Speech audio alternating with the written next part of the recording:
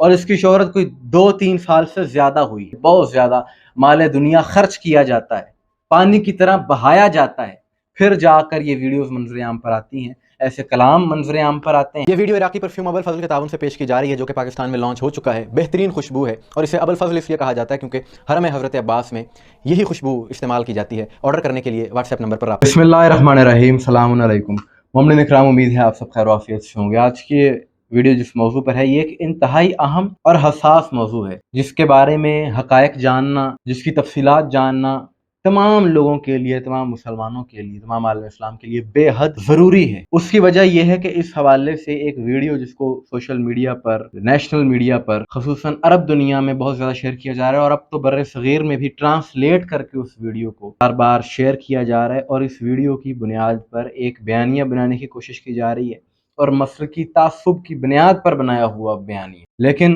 اس ساری صورتحال میں اس کے پس پردہ حقائق کیا ہیں، اس کے بارے میں بات کریں گے، یہ ہم جانیں گے. اس سے پہلے ایک بات کہ جس کے بارے میں معلومات بے حد ضروری ہے جاننا، جس کے بارے میں بے حد ضروری ہے، وہ یہ کہ آج سے کچھ سال پہلے امریکی نیشنل سیکیورٹی کا ایک سابق افسر، ریٹائرڈ ہونے کے بعد اس نے ایک رپورٹ منظر عام پر وہ لایا.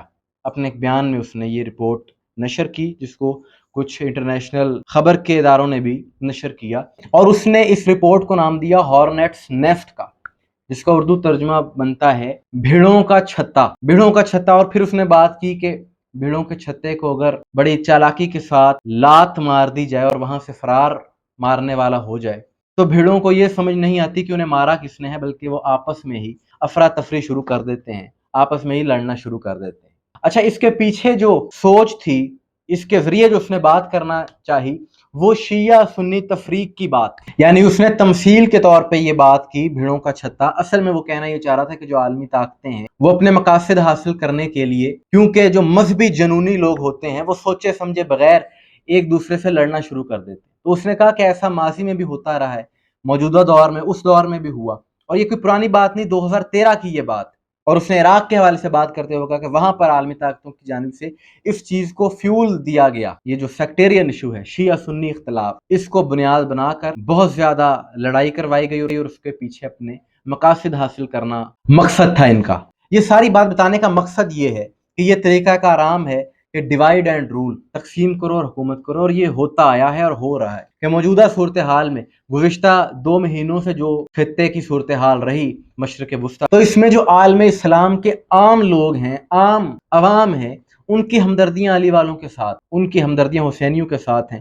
وہ سمجھتے ہیں کہ جی حسینیوں نے جو کردار ادا کیا ہے، جو کام کیا ہے، وہ قابل تعریف ہے، لائق تحسین ہے، اور عام عوام جو ہے وہ علی والوں کی طرف مائل ہے. اب اس بڑھتی ہوئی مقبولیت کو روکنے کے لیے کس چیز کا سہارا لیا گیا، یہ بات انتہائی قابل غور ہے. کہ عراق کا ایک نوحہ خان جس کا نام خضر عباس ہے، مقبول ہے، ماضی میں بھی اس کے کچھ نوحے مقبول ہوئے ہیں، اور اس کی شہرت کوئی 2-3 سال سے زیادہ ہوئی. اسی مہینے اس نوحہ خان کی طرف سے ایک ویڈیو نشر کیا جاتا ہے، جس میں یہ ایک کلام پڑھ رہا ہے، اور اس میں اہل سنت مقدسات کی اہانت ہے، سر عام کھلے لفظوں میں.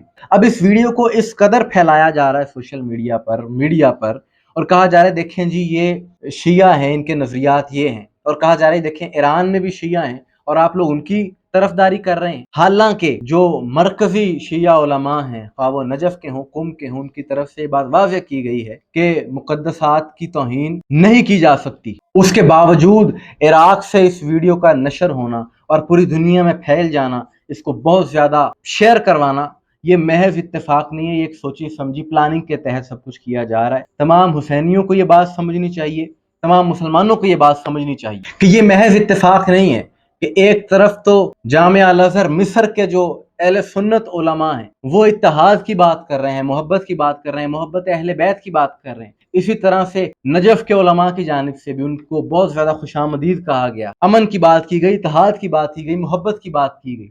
اس کے باوجود ایک انفرادی شخصیت کی جانب سے اس ویڈیو کو شیئر کر دیا جاتا ہے، اور یہ ویڈیوز ایسے ہی نشر نہیں کر دی جاتی، بلکہ ان کے پیچھے بہت زیادہ مال دنیا خرچ کیا جاتا ہے، پانی کی طرح بہایا جاتا ہے، پھر جا کر یہ ویڈیوز منظر عام پر آتی ہیں، ایسے کلام منظر عام پر آتے ہیں. اور یہ پیسہ بہانے والے وہ عناصر ہیں، وہ طاقتیں ہیں کہ جو عالم اسلام کو تقسیم در تقسیم کرنا چاہتی ہیں، اور خصوصاً ساری دنیا کا بیانیہ علی والوں کے خلاف बनाना चाहती हैं। तो ये असल इसके पीछे मकासद हैं, और ये कोई नई बात नहीं है। गुज़िश्ता बरस भी हमने एक प्रोग्राम किया था, बाद में उसकी तस्दीक भी हुई, वो चीज़ें मंजर आम पर आई, आलमी मीडिया पर आई कि एक नौहा खान ही था, उसको किस तरह से ख़रीदा गया कुछ डॉलर्स के एवज़, और फिर उसने वो लोकेशंस लबनान में कुछ अहम शख्सियात की फराहम की, उनको टारगेट किया गया आलमी ताकतों की जानिब से। तो ये कोई नई बात नहीं है। और इस बार ये जो मामला हुआ है, इसमें अकायद को ख़राब करने की एक मुनज़्ज़म साजिश की गई कि ऐसी बात कहलवा दी जाए, ऐसी बात करवाई जाए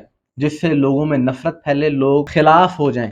और क्योंकि वो शख्स अपने आप को शिया कह रहा है और एक इमाम बारगाह का माहौल है, तो आम दुनिया यही समझे कि जी सारे शिया ही ऐसे होते, इनकी सारी इमाम बारगाहों में ही ऐसा होता है। तो इस तरह के लोग ये इंतहाई नासूर हैं मकतब अहले बैत के लिए, जो इस किस्म की गुफ्तगू करते हैं, इनकी वजह से मुश्किलात का सामना करना पड़ता है। और यहीं पर ऐसे लोगों को ये भी जवाब है कि जो इस वक्त ये कह रहे हैं जी कि सारे शिया ही ऐसे होते हैं, तो भाई बात ये है कि अभी कुछ महीने पहले शाम में कुछ ऐसे अनासिर थे कि जो सरेआम जनाब सैयदा ज़ैनब सलामुल्लाह अलैहा के लिए इंतहाई तौहीन आमेज़ उन्होंने गुफ्तगू की, इमाम महदी के लिए उन्होंने इंतहाई तौहीन आमेज़ अल्फाज का इस्तेमाल किए। इसी तरह से जनाब सकीना सलामुल्लाह अलैहा के रोज़े पर उन्होंने किस तरह की बेहुरमती की, ये सारी चीज़ें मंजर आम पर हैं। तो क्या इन सब को देखकर ये कह दिया जाए कि जी अहले सुन्नत ऐसे होते हैं? हरगिज़ ऐसा नहीं है।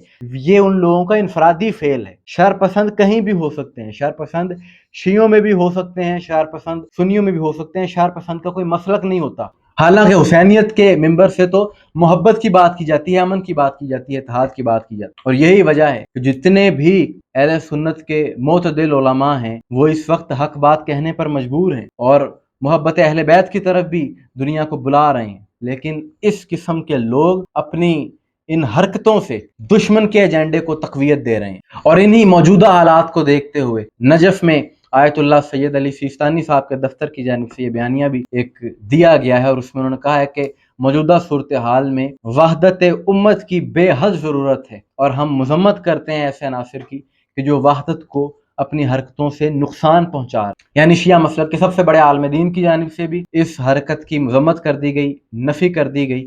और ये बात तमाम मसालिक के लोगों तक पहुंचना, तमाम लोगों तक पहुंचना बेहद ज़रूरी है कि इस तरह के अनासिर के जो इस तरह की गुफ्तगू सरेआम करते हैं जिससे नफरत आम होती है, इनका हुसैनियत से, इनका मकतब अहले बैत से कोई ताल्लुक नहीं है। ये ज़ाती हैसियत में करते हैं जो कुछ करते हैं। इनके अमल को देखकर पूरी कौम के लिए ये नजरिया नहीं बनाया जा सकता, नहीं रखा जा सकता। ये तागूती ताकतों से पैसे लेकर ये सब कुछ किया जा रहा है, ये बात अब वाज़ेह हो गई और इसमें किसी को कोई शक नहीं रह जाना चाहिए। और इस तरह के लोगों का इंतखाब ये ताकतें इसलिए करती हैं क्योंकि ये जो पढ़ने वाले होते हैं, आम लोग इनको बहुत ज़्यादा लाइक करते हैं। बच्चों में ये लोग बड़े मकबूल होते हैं क्योंकि अंदाज बड़ा शोला बयान और बड़ा जज्बाती होता है। इस वजह से लोग इनको देखते हैं, और फिर जब ये बिकते हैं तो नुकसान पूरी मिल्लत का होता है। परवरदिगार ऐसे लोगों के शर से मकतब अहले बैत को महफूज रखे। मोमिन इकराम, आपकी इस बारे से क्या राय है? कमेंट में ज़रूर बताइएगा। मुझे दुआ में याद रखिएगा। अस्सलाम वालेकुम।